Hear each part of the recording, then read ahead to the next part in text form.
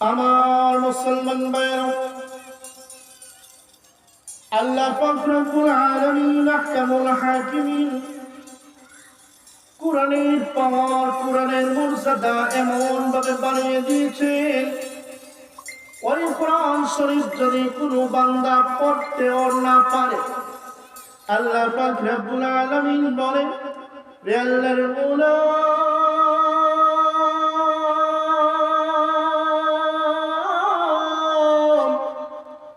তুমি যদি কোরআন শরীফ পড়তেও না পারো, ওই কোরআন শরীফটা তোমার ঘরে আছে, কোরআন শরীফটা খুলে নাও, কোরআন শরীফের অক্ষরের দিকে তাকাও, ওই কোরআন শরীফের অক্ষরের দিকে তাকাইয়া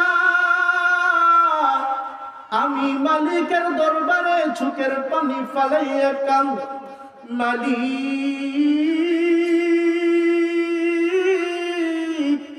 আমি জীবনে মক্তবের মধ্যে যাই নাই, আমি বিজিএম হাফিজিয়া মাদ্রাসার মধ্যে যাই নাই, আমি বগাইয়া হাওয়ার হাফিজিয়া মাদ্রাসার মধ্যে যাই নাই, ওগো মালিক, আমি তো কোনো মাদ্রাসার মধ্যে পড়ি নাই, তারপরেও তোমার কোরআনটা বার করলাম, কোরআনের অক্ষরের দিকে তাকাইলাম, আল্লাহ কোরআনের বরকত আমাকে দান করো।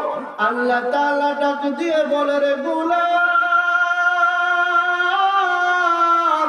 এই কোরআন যদিও তুমি পড়তে না পারো, কিন্তু কোরআনের দিকে তাকানোর কারণে, কোরআনের অক্ষরগুলো হাতানোর কারণে, চোখের পানি ফেলার কারণে একটা মানুষ কোরআন শরীফ পড়লে যেই সওয়াব পাইবে, আমি আল্লাহ তোমার নামায় আমলের মধ্যে তেমন সওয়াব দান করে দিব।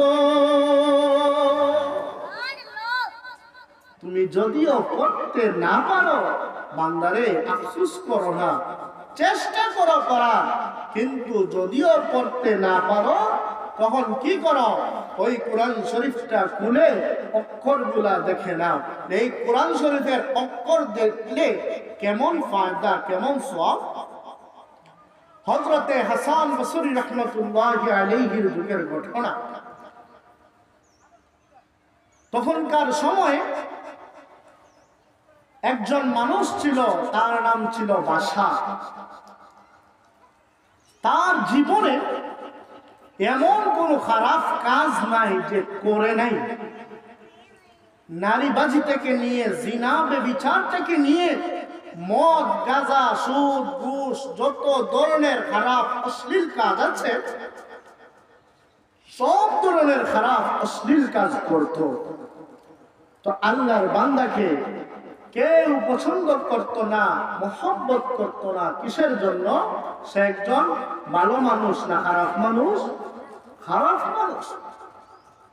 তো একদিন আল্লাহর বান্দা রাস্তা দিয়ে হেঁটে হেঁটে যান। রাস্তা দিয়ে হেঁটে হেঁটে যাওয়ার সময় দেখতে পারলো যে পথের মধ্যে একখানা কালামুল্লাহ পাকের একখানা আয়াত, একখানা কি আয়াত লিখা একটা কাগজের মধ্যে। এখন আল্লাহর বান্দা জীবনে মাদ্রাসার দাড়ির মধ্যেও যায় নাই, কুরআন শরীফের অক্ষর কি তাও জানে না, আর কি এইখানের মধ্যে কি লেখা আছে তাও জানে না। তখন আল্লাহর বান্দা এইটাকে তুললো, তোলার পরে বাড়ির মধ্যে গেল। বাড়ির মধ্যে গিয়ে তার মাকে জিজ্ঞাসা করলো, মা, ও মা, এইখানের মধ্যে কি লেখা? তখন আল্লাহর বান্দি ডাক দিয়ে বলে, রে বাদশা, এইখানের মধ্যে লেখা আছে বিসমিল্লাহির রহমানির রহিম। বাদশা তখন তার মাকে জিজ্ঞাসা করে, মা, বিসমিল্লাহ মানে কি? বিসমিল্লাহ শব্দের অর্থ কি? তখন তার মা ডাক দিয়ে বলে, রে বাদশা, এই যে কালামটা লেখা আছে, এই কালাম ওযু ছাড়া ধরা যাবে না, ছোঁয়া যাবে না। এই কালাম হলো আল্লাহ পাকের কালাম। কার কালাম? আল্লাহ পাকের কালাম। যে মুহূর্তে বাদশার এই কথা শুনল, শোনার সাথে সাথে লেখাটাকে মাটির মধ্যে রেখে দিল।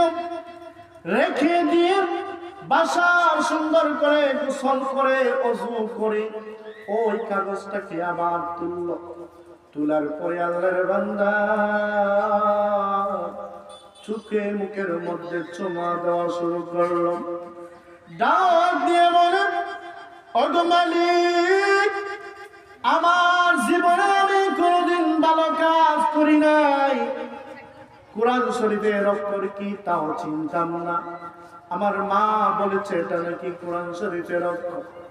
ওগো মালিক, এই অক্ষরগুলা যেন মানুষের হাতের মধ্যে না পড়ে, পায়ের মধ্যে না পড়ে, এই জন্য আমি বাসা এই লেখাটাকে তুলে একটা খাটের মধ্যে রেখে দিলাম।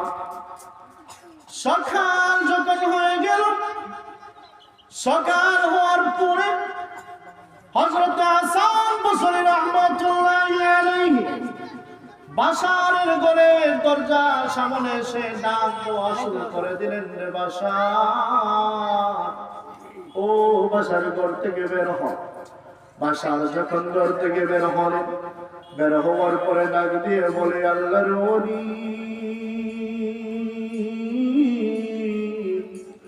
আপনি আমার দরজার সামনে কেন এসেছেন?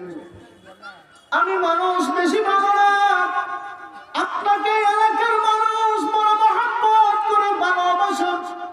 আল্লাহর ওলি, যান যান, আপনি চলে যান, আপনি চলে যান।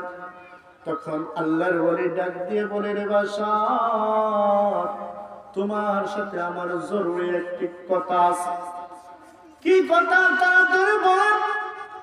ও বাসার, তুমি কি এমন আমল করেছ যে আমল করার কারণে আমি খ্বাবের মধ্যে, স্বপ্নের মধ্যে দেখলাম আমার মালিক, আমার আল্লাহ ডাক দিয়ে বলেছে, ও হাসান বসরি, যাও যাও, অমুক এলাকার মধ্যে অমুক নামের একজন মানুষ আছে, তাকে বলে দাও সে আজ থেকে আমার বন্ধু। সুবহানাল্লাহ, সে আমার কি বন্ধু। বাসার তখন ডাক দিয়ে বলেন, আল্লাহর ওলি, আপনার কি মাথার মধ্যে সমস্যা হয়েছে? আমি জীবনে কোনোদিন নামাজ পড়ি নাই, জীবনে কোনোদিন রোজা রাখি নাই, জীবনে কোনোদিন ইবাদত বান্দেগি করি নাই।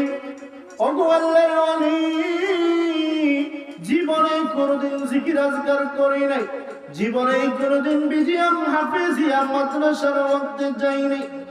আমি এমন কোন আমল করেছি বলে আমার মনে হয় না। কিন্তু গতকালকে রাত্রের একটা ছোট্ট একটা ঘটনা জানা আছে। কি ঘটনা? কি ঘটনা? ওই ঘটনাটা হলো, আমি যখন রাস্তা দিয়ে হেঁটে যাই, রাস্তা দিয়ে হেঁটে যাওয়ার সময় আমার পায়ের মধ্যে একটা কালামের একখানা টুকরা পড়েছিল।